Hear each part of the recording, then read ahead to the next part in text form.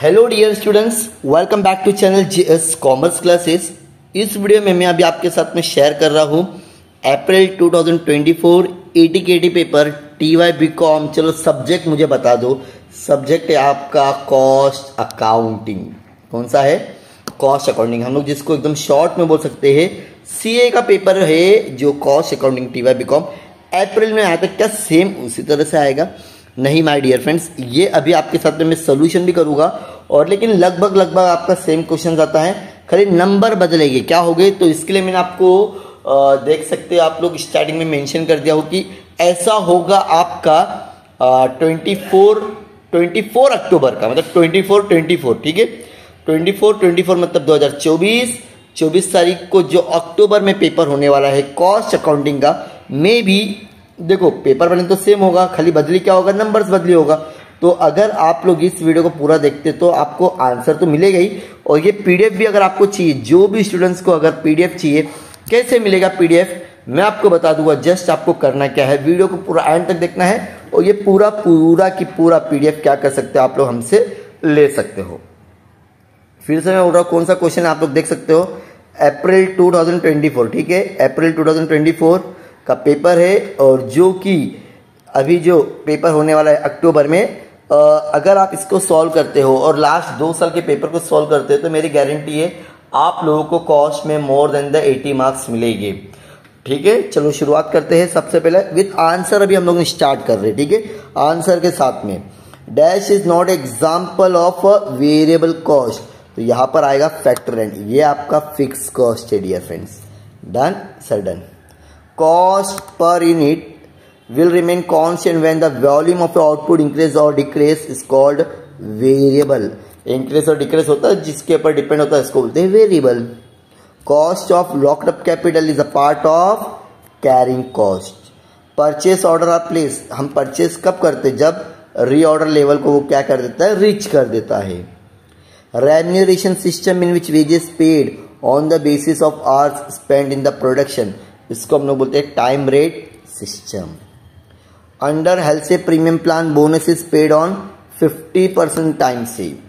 Lighting expenses proportionate on the variable, कितने points लगे हैं इसके ऊपर, ठीक है। Next, secondary distribution of overhead is called reappropriation of overhead. Depreciation on delivery van on computer is selling and sell distribution overhead. Work manager salary is a component of work overhead. In reconciliation statement, over absorption of factory overhead is a cost of added in the cost profit. In reconciliation statement, undervaluation of a opening stock in the cost accounting, तो यहाँ पर आप लोग का dear friends answer है deduction costing. क्या है? Deduction costing. किसी को डाउट है यहाँ पर? किसी को भी कोई भी ऑब्जेक्टिव में? टोटल आप लोग के 6 चैप्टर से हर चैप्टर में से दो ऑब्जेक्टिव ली गया है और यहाँ पर आपको कोई भी 10 ऑब्जेक्टिव करना होता है। आने वाला जो पेपर होगा सेम होगा, बदली होगी तो क्वेश्चन, मतलब ये तो श्योर है कि हर चैप्टर में से आपको 2 क्वेश्चन पूछा जाएगा। Next, expenses which is incurred in this part is called the सunk cost। ट्रू है आपका answer. Cost which is not relevant for the decision making is called opportunity cost, यहां पर आपका आंसर रहेगा false. Under the first in first out method stock is issued at average rate, नहीं, average rate weighted में होता है। Under the periodic inventory system inventory are valued on the particular date, यहां पर आपका आंसर है false. Store ledger is the same bin card, again your answer is false. Time wages is guaranteed under the health premium plan, true. Salary of supervisor is standing cost, true. Canteen expenses are appropriate on the basis of right. Canteen का खर्चा किसके ऊपर होगा? जितने भी worker आपके पास में working होगी। In cost sheet selling cost per unit is calculated on the basis of number of unit, false. Carriage outward is shown under the selling distribution, true है।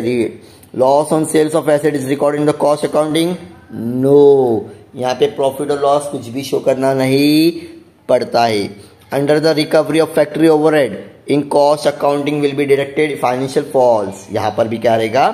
फॉल्स। ये हो गया आपका ऑब्जेक्टिव जो क्वेश्चन नंबर 1 ए और B में पूछा जाता है 10-10 मार्क्स के लिए।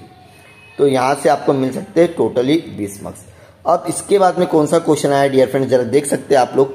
ये जो चैप्टर है डियर फ्रेंड्स, अगर आप लोग बोलोगे सर इसका प्लीज सॉल्यूशन तो दे दूंगा मैं आपको पीडीएफ में, लेकिन जो भी स्टूडेंट्स को अगर इसका सॉल्यूशन चाहिए, मतलब सॉल्व करवा के दूँ, तो प्लीज़ आप लोग कमेंट सेक्शन में बताओ। मैं बहुत जल्दी आप लोग के लिए पूरा पेपर क्या करूँगा, लाइव आके सॉल्व करूँगा एग्जाम से 4-5 दिन पहले। लेकिन डियर फ्रेंड्स, उसके लिए हम चाहते हैं कि ज़्यादा से ज़्यादा स्टूडेंट तक हम लोग क्या कर सके, पहुँच सके। तो इसके लिए करना क्या है, आप लोगों को अपने दोस्तों के साथ में शेयर करना है। और ये मेरी गारंटी है, जो भी मेरा लाइव सेशन बैठेगा या जो भी आप मेरे वीडियोस देखोगे, वो आपको कहीं ना कहीं तो हेल्पफुल होगे ही होगे। चलो यहाँ पे क्या दिया हुआ है डियर फ्रेंड्स, XYZ लिमिटेड है 5 डिपार्टमेंट PQR प्रोडक्शन और डिपार्टमेंट एमआरएन क्या है तुम्हारा सर्विस। तो इसका पूरा तुम्हारा क्या बनता है, सब बनता है। तो अगर ये 20 मार्क्स का क्वेश्चन था, ठीक है, बहुत ईजी। इसके ऑप्शन में क्या है डियर फ्रेंड्स, जरा देखते हैं। 20 मार्क्स का एक और आ गया है डियर फ्रेंड्स, आप लोग देखो। Production department provides information, worker का मतलब हो गया लेबर कॉस्ट की डिपार्टमेंट है डियर, कुछ भी ज़्यादा। हाँ, मैं ये बोल सकता हूँ कि question number 2A is better than और too easy than question number 2B। मैं बोलता हूँ आप लोग ये सॉल्व कर सकते हो। एग्जाम में कुछ बदली हो सकता है, ऑप्शन जरूरी नहीं कि सेम ही सेम आएगा। फिर से बोल रहा हूँ, जरा ध्यान से सुनो, समझदार बच्चे हो आप लोग। 3 से 4 पेपर सॉल्व करके जाओगे, कोई भी 3 चैप्टर अच्छे से कर लो। मैं फिर से बोल रहा हूँ, आपको पहला करना है क्लासिफिकेशन ऑफ कॉस्ट, और उसके बाद में करना है मटेरियल कॉस्ट और ओवरहेड। बहुत इजी ओवरहेड, रिकंसिलेशन को डोंट टच भी मत करो, ठीक है। अब क्वेश्चन नंबर 3 अगेन तुम्हारा आ गया मटेरियल कॉस्ट 10 मार्क्स का है, और बी वाला भी है तुम्हारा 10 मार्क्स का। मतलब ये चैप्टर के 10 मार्क्स के आपको क्वेश्चन पूछे गए हैं। और उसके बाद में क्वेश्चन नंबर 3, ये मुझे लगता है कि कुछ बन रही है बात, इजी क्वेश्चन है, कुछ ज़्यादा टफ नहीं है। ये है तुम्हारा classification of cost and cost sheet. ये 20 मार्क्स का करना था, या तो आपको सेकंड चैप्टर करना था। मतलब इसके ऑप्शन में आपको 5वां चैप्टर आया है, ठीक है। देन क्वेश्चन नंबर 4 है 10 मार्क्स का क्वेश्चन है dear friends. From the following particular prepare reconciliation. मैं तो बोलता अवॉइड करो, इसको मत करो। इसके ऑप्शन में क्या था, फीफो मेथड। क्या रे, इसके ऑप्शन में आया सबसे इजी चैप्टर है ये तो, फीफो। आप लोगों ने F5 BCom में भी किए थे, याद है कि नहीं है सर? क्या कुछ याद रहता, पढ़ाई का किए थे। लेकिन डियर फ्रेंड्स, अगर आप लोग डिमांड करते हो तो इसका मैं सेपरेट वीडियो जरूर लेके आऊंगा आप लोग के लिए। प्लीज उसके लिए क्या करना है, आपको जस्ट और जस्ट हमारे चैनल को सब्सक्राइब कर लेना है प्लीज, और अपने दोस्तों के साथ में शेयर करने का ये बेनिफिट है, वो भी अगर ग्रेजुएशन पास होते तो कहीं ना कहीं तो आपको ब्लेसिंग देंगे। तो प्लीज रिक्वेस्ट है अपने दोस्तों के साथ में शेयर करो। अब इसके ऑप्शन में आपको आ रहा है डियर फ्रेंड्स 10 मार्क्स का। अच्छा है, चलो 10 मार्क्स का एक और ऑप्शन आ गया, मतलब 10 मार्क्स के क्वेश्चन सारे। ये है आप लोगों का मशीन से रिलेटेड है, मतलब लेबर कॉस्ट है। कौन सा है ये भी डियर फ्रेंड्स, लेबर कॉस्ट, ठीक है। उसके ऑप्शन में डी वाला अगेन आ गया आपको ईशा calculate the earning of each worker लिखकर आ गया, समझना है। ये भी आपका लेबर कॉस्ट का चैप्टर था, और ये भी तुम्हारा लेबर कॉस्ट ही है, ठीक है। तो ये था आप लोग का पूरा पेपर 2024। अब ये है तुम्हारा ब्रीफ क्वेश्चन, या तो ये 2 क्वेश्चन लिखना था, या तो फिर आपको ये शॉर्ट नोट क्या करना था, ब्रीफ क्वेश्चन। अगर आप चाहते हो कि ये सारे क्वेश्चंस का भी सर आप प्लीज़ आंसर बना दो, वीडियो बना दो, या जो भी स्टूडेंट्स को इसका PDF चाहिए, तो आप मेरे व्हाट्सएप पे जुड़ जाइए, मैं आप लोग को शेयर कर दूंगा। लिंक आपको डिस्क्रिप्शन में मिल जाएगी। Thank you so much, bye bye.